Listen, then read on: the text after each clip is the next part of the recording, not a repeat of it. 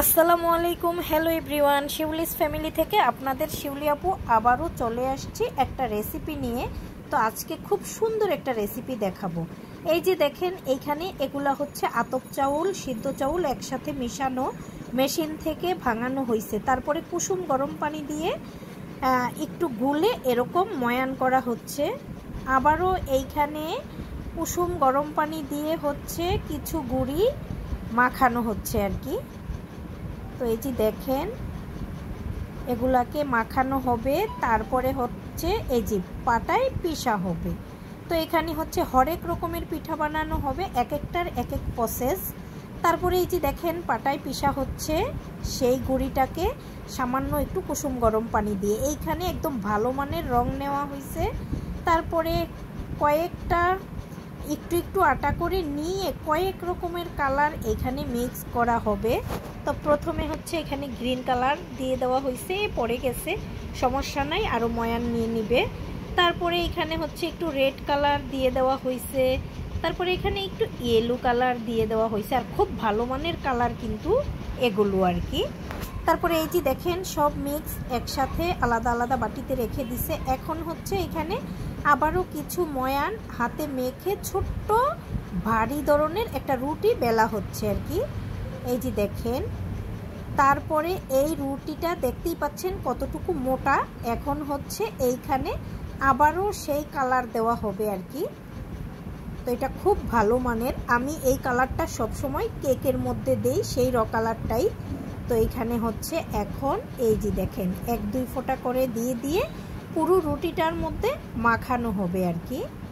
এই যে দেখেন, একদম অল্প অল্প কালার দেওয়া হচ্ছে, দিয়ে এখন হাত দিয়ে এটাকে হচ্ছে এই যে ছড়িয়ে নেওয়া হবে। আর পিঠাপুলির কাজ বুঝতেই তো পারছেন, অনেক লোক লাগে কিন্তু এই পিঠা বানানোর জন্য। তারপরে এই যে রুটিগুলো এখন এই যে চেপে চেপে আন্টি হচ্ছে এই যে এটাকে একটা আলাদা এই যে আরেকটা বেলুনের মতো বানানো হচ্ছে আর কি। এই যে দেখতে থাকুন।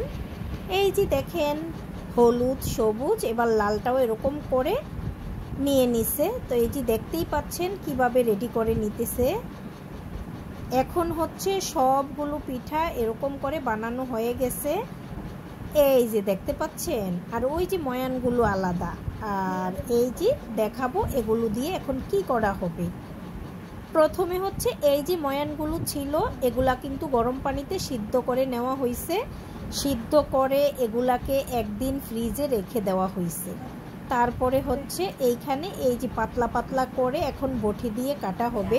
এই কাজটা যদি আপনি ফ্রিজে রেখে 2 দিন পরেও করেন তারপরেও কিন্তু খুব ভালো হবে। তারপরে এই যে পাতলা পাতলা করে কাটা হয়ে গেছে, দেখতেই পাচ্ছেন কতটা সুন্দর লাগতেছে। এই যে এখন হচ্ছে এখানে দেখতে পাচ্ছেন এই যে সিরিঞ্জ, তো এই সিরিঞ্জগুলো আমি পাঠিয়ে দিছি। এখন এই সিরিঞ্জের ভিতরে হচ্ছে ওই যে বিভিন্ন কালার মিশিয়ে আটাটা রাখা হয়েছে, সেখান থেকে এই সিরিঞ্জের ভিতরে আটা নেওয়া হয়েছে। এখন হচ্ছে দেখতেই পাচ্ছেন কিভাবে পেঁচিয়ে গুছিয়ে কয়েক রকমের কালার দিয়ে এই যে নকশি পিঠাগুলো তৈরি করা হচ্ছে।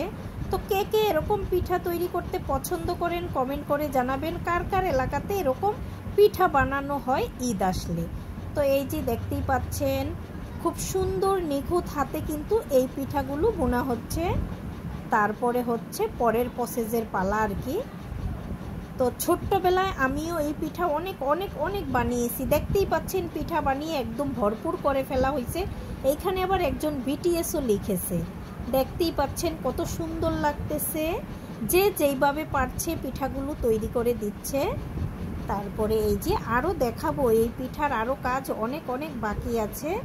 এই যে দেখতে পাচ্ছেন কত সুন্দর সুন্দর পিঠা, হার্ড পিঠা, লাভ পিঠা, ফুল পিঠা, অনেক ধরনের পিঠা। তো এই পিঠা বানিয়ে একদম কলা পাতার মধ্যে জমিয়ে ফেলা হয়েছে। এই পিঠাটা সবসময় কাঁঠাল পাতা, পলিথিন কাগজ, কলা পাতাই বানানো হয়।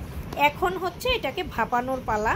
তো চুলায় বড় কড়াই বসিয়ে এটার উপরে কিছু চাটা দিয়ে নেওয়া হয়েছে, আর এখন এক এক করে কলা পাতাগুলো একটার উপরে আরেকটা দিয়ে দেওয়া হচ্ছে আর কি। আপনারা যখন এই পিঠাগুলো বানাবেন, আপনারাও ইচ্ছা করলে ঢাকাতে যখন আমরা এই পিঠাগুলো তৈরি করি দেখা যায় যে আমরা এরকম ইয়াতে কড়াইতে দিয়ে চাটা না পেলে আমরা দেখা যায় স্টিমেই দিয়ে দেই আর কি, বা কাপড় বেঁধেও দিয়ে দেওয়া যায়। তো এক এক করে ভরপুর করে পিঠা দেওয়া হবে, যেহেতু অনেক ভাপ উঠতেছে। তারপরে এই যে ভাপানোর পালা শেষ, এখন কলা পাতা থেকে একটা একটা পিঠা এরকম তুলে নেওয়া হচ্ছে, আর বড় সিনির মধ্যে হচ্ছে এগুলোকে ছড়িয়ে দেওয়া হচ্ছে আর কি। তো দেখতেই পাচ্ছেন এক এক করে সবগুলো পিঠা ছড়িয়ে দেওয়া হয়েছে।